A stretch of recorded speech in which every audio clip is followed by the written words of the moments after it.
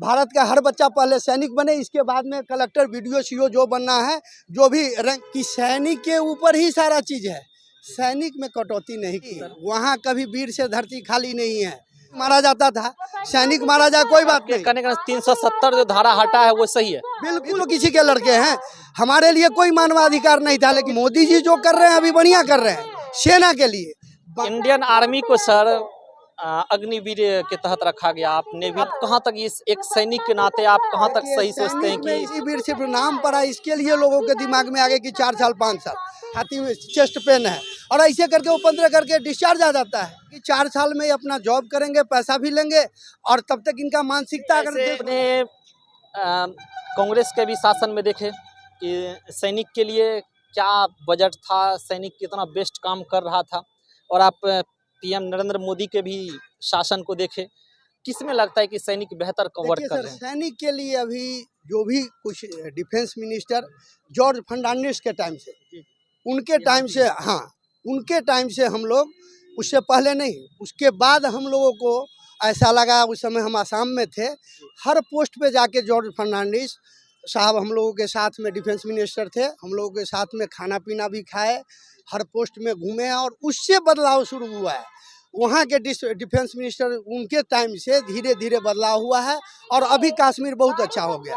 उस समय अगर कोई दूसरा आम आदमी मारा जाता था, सैनिक मारा जाए कोई बात नहीं। कहने का 370 जो धारा हटा है वो सही है। बिल्कुल बिल्कुल सही अच्छा है, किया गया है। बिल्कुल सही है, क्योंकि उस समय हम लोगों के, हम भी तो किसी के लड़के हैं, हमारे लिए कोई मानवाधिकार नहीं था, लेकिन पब्लिक के लिए मानवाधिकार था उनके लिए।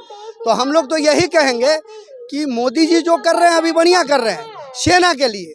बाकी राजनीतिक ढंग से हम नहीं कह सकते, क्योंकि अपना अपना पहलू है सबका। एक चीज और, इंडियन आर्मी को सर अग्निवीर के तहत रखा गया, आप नेवी ले लीजिए, एयरफोर्स ले लीजिए, जो भी सामान्य ड्यूटी के थे, आप कहां तक इस एक सैनिक के नाते आप कहां तक सही सोचते हैं कि ये 3 साल का ये टूर ऑफ ड्यूटीज रखा गया है? पहले भी सैनिक में लिया जाता था, उनको पढ़ा लिखा के और इसके बाद वो टेक बनते थे, कोई डायरेक्ट ओवरसीयर रैंक का बनता था, बीच में वो बंद हो गया। अग्निवीर सिर्फ नाम पड़ा, इसके लिए लोगों के दिमाग में आ गया कि 4 साल 5 साल जो भर्ती होता है, भर्ती होने के बाद ठीक साल भर के बाद उसके दिमाग में आ जाता कि 15 करेंगे हम चले जाएंगे, 15 करेंगे चले जाएंगे।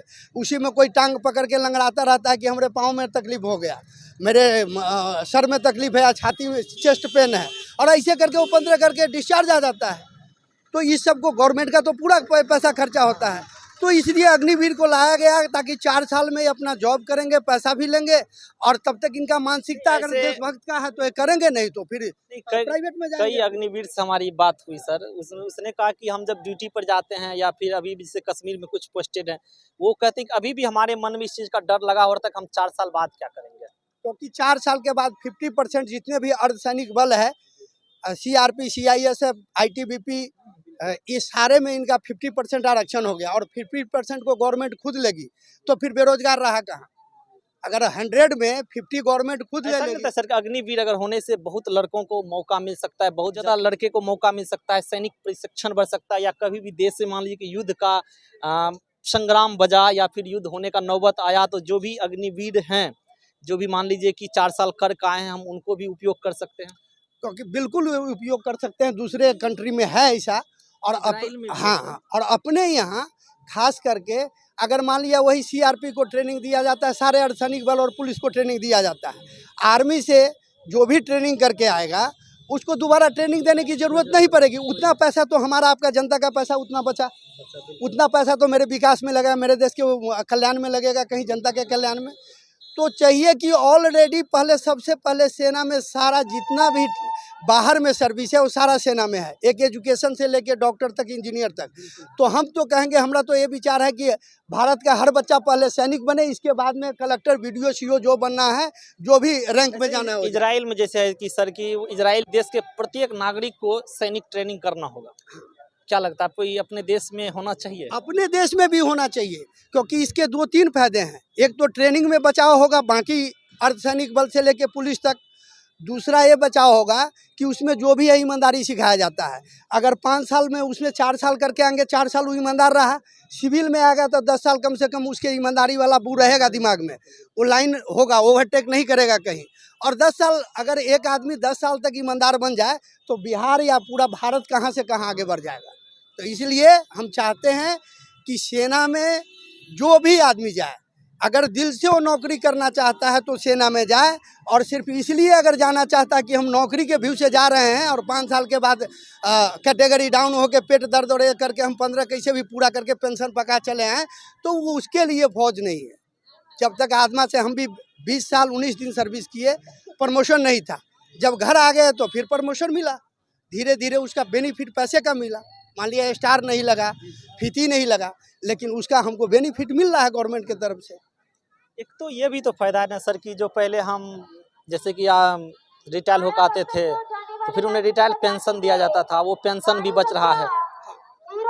और सबसे ज़्यादा जैसे हम लोग टीवी वगैरह पे देखते हैं कि जितना बजट है डिफेंस का, उस बजट में सबसे ज़्यादा पैसा चला जाता है पेंशन और पेमेंट पे, पेंशन और पेमेंट, और सजो सामान के लिए पैसा बचता नहीं है। अब बचेगा सर। हाँ, क्योंकि एक ट्रेनिंग पर लड़के को खर्चा करना और वो 20 के जगह वो 15 और 10 में आ जाता है रिटायर। अब तो ऐसा हो गया, जब से अग्निवीर आया अब तो ऐसा हो गया कि एक इंडियन आर्मी जो पहले का था, एक के बराबर अभी 11 को हो रहा है। यानी कि एक इंडियन आर्मी अपना पेमेंट, रिटायर पेंशन, मेडिकल, ये सारे खर्चा करते थे एक इंडियन आर्मी पे, अब हम 11 पे कर रहे हैं। नहीं, ऐसा नहीं है, क्योंकि उनका जो 29 समथिंग उनका पेमेंट है और प्लस रिटायर होंगे तो उनको मिलेगा और 12 लाख रुपया।